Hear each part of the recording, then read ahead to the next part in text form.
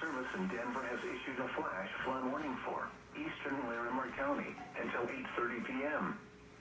At 7:09 p.m. Mountain Daylight Time, local law enforcement reported flash flooding along Highway 14 on the Punta River. Hazard, life-threatening flash flooding.